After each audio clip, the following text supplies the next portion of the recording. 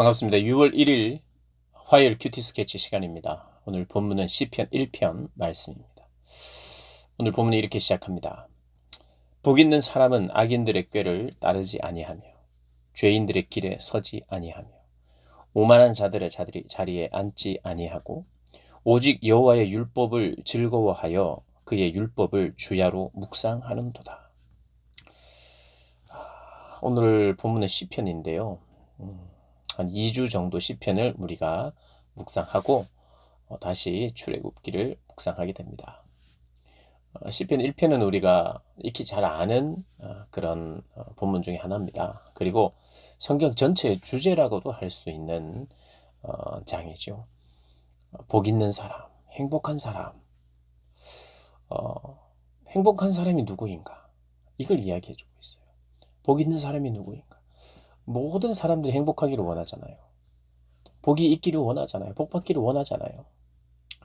하나님께서 복 받은 사람이 누군지, 복 있는 사람이 누군지 이야기하고 있습니다. 행복한 사람은 좋은 만남의 사람이라고 이야기를 합니다. 나쁜 만남은 복 있는 삶의 결과를 낳지 못합니다. 어떤 것이 나쁜 만남이냐? 오늘 본문에 보니까 악인들의 악인입니다. 죄인입니다. 오만한 자들입니다. 오늘 우리도 죄인이고 악인이고 또 오만하고 교만하고 그런 모습들이 분명히 있습니다. 근데 오늘 여기 본문에 나오는 악인들, 죄인들은요, 우리와 같은 죄인도 맞습니다만은 여기서는 하나님을 섬기지 않는 자들, 하나님을 인정하지 않는 자들을 말하는 것입니다. 하나님이 없는, 하나님을 염두에 두지 않는 사람들, 그 사람들 중에는 아주 나쁜 살인마도 있을 수 있고요. 또 뭐 도둑질을 하고 또 사기를 치고 이런 사람들도 악인일 수 있으나 정말 누가 봐도 평범하게 살아가는 대다수의 사람, 그 사람이 또 교양도 있고 굉장히 지식이 있어도 그 사람이 하나님을 알지 못하고 섬기지 않는다면 그 사람을 죄인이라고 합니다. 오늘 본문에 나오는 악인들의 대표적인 사람은 지금 감옥에 가 있는 사람들을 말하기보다는 하나님 없이 사는 일반적이면서 보편적인 사람들, 그리고 그 중에는 하나님 없이 열심히 살아가는 사람들, 또 하나님 없이 존경받는 사람까지도 포함하고 있습니다. 그럼 우리가 오늘 본문을 읽을 때 이렇게 읽었으면 좋겠어요. 복 있는 사람은 평범하면서도 또 때로는 열심히 살면서도 때로는 존경을 받는 사람이지만 하나님 없이 사는 사람들의 꾀를 따르지 아니한다. 이 꾀가 뭡니까? 여기 원어를 보니까요, 조언, 충고, 권면을 이야기합니다. 하나님 없는 사람들의 권면과 조언을 따르지 말라. 하나님 없는 사들 없이 살아가는 사람들의 길에 서지 마라. 하나님 없이 살아가는 사람들의 자리에 앉아서 고착화되고 그 삶에 익숙하도록 너를 내버려 두지 말라, 이 말입니다. 이 말은 이 세 가지가 다 같은 말입니다. 같으면서도 조금 더 뭐랄까요, 단계적이라고 생각할 수 있습니다. 영어로 보면 꾀를 따르지 않는다, 같이 가지 않는다는 거예요. To walk, 걷지 않고 길에 서지 않는다. stand, to stand, 따르고 서고 또 to sit, 앉고. 이게 거의 그 죄인들 그리고 하나님 없이 살아가는 그런 사람들의 삶에 같이 동화되는 모습이죠. 따르고 같이 서 있고 그 자리에 앉아서 익숙한 그런 생활 패턴을 말하는 것입니다. 그러니까 하나님 없이 살아가는 그 익숙함을 떠나라는 겁니다. 여러분, 아브라함을 향해서 하나님께서 너는 본토 친척 아비의 집을 떠나라고 할 때는요, 자기의 어떤 보장된, 땅에 있는 보장된, 그리고 조상이 있어서 그곳에서 내가 그냥 살면 돼요. 어려움이 없을 수 있어요. 그러나 편안하고 익숙한 자리에서 떠나라라는 의미이기도 하고요.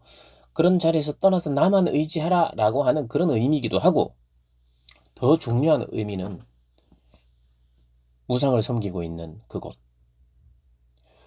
대부분의 많은 사람들이 하나님을 인정하지 않고 살아가는 그런 삶의 자리에 따르거나 서거나 앉아 있는, 그래서 익숙한 그곳에서 떠나라는 겁니다.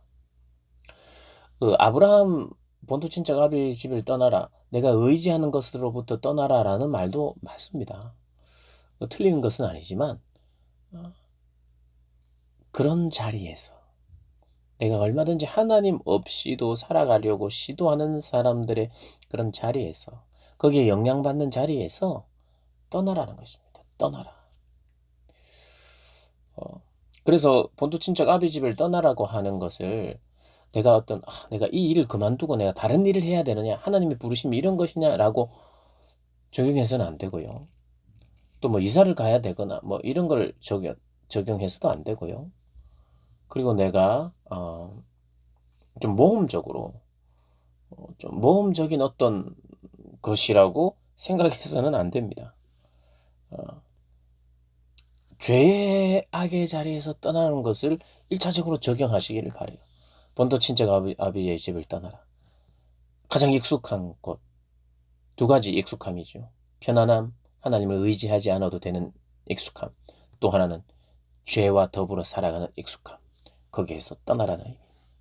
행동하여 다른 지방으로 가고 다른 나라로 가고 이것을 1차적으로 적용하지 마시고 죄의 자리, 악인들의 사상과 그들의 조언과 그들의 삶의 방식의 자리에서 떠나라.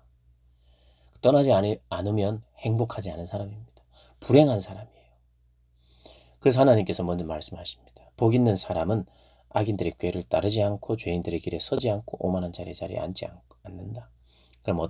그러면 뭘 하는 사람인가?